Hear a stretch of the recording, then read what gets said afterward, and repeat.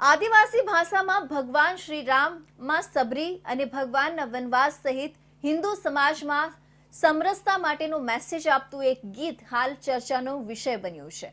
સ્થાનિક આદિવાસી ભાષામાં ભગવાન શ્રી રામ અને માતા શબરી સહિત સમરસતા અને ભગવાન શ્રી રામના જીવન ચરિત્ર સાથે જોડાયેલા આદિવાસી ભાષાનું પ્રચલિત ગીત હાલ આદિવાસી વિસ્તારોમાં ખૂબ છવાઈ રહ્યું છે। ભગવાન શ્રી રામ હંમેશા ઊંચ નીચનો ભેદભાવ રાખ્યા વગર તમામ વર્ગના લોકો સાથે એક સમાન વ્યવહાર કરીને સમગ્ર સંસારમાં એક અનોખું ઉદાહરણ પૂરું પાડ્યું હતું।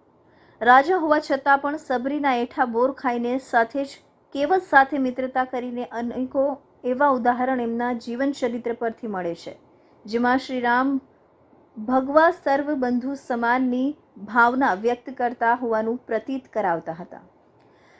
આ ભાવનાને ઉજાગર કરતું આદિવાસી ભાષાનું આ ગીત હાલ ખૂબ ચર્ચાનું કેન્દ્ર બન્યું છે।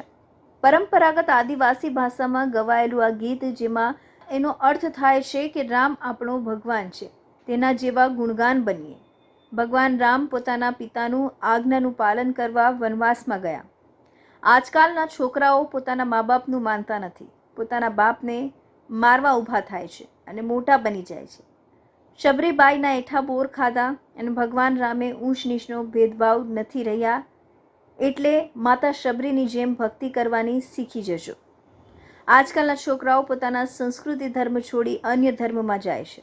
આપની પૌરાણિક સંસ્કૃતિ પાળતા રહેશો અને રામ જેવા ગુણકારી બનતા રહો, એવો થાય છે। राम आपू देवे हाये राम से गुणी बनारा। राम आपो देवे आए राम से गुणी बनारा। राम बाक गोठ्यो नहीं राम बात गोट्या नहीं वने वासु में गियो वनवासु में गियो। आज कल्या पोईरविया अजी कले कोई रविया महाकाले ठोका उठ्या काले ठोका उठ्या। तारे बारी बणी जता हरा। तारे बारी पौनी जतारा। ए राम से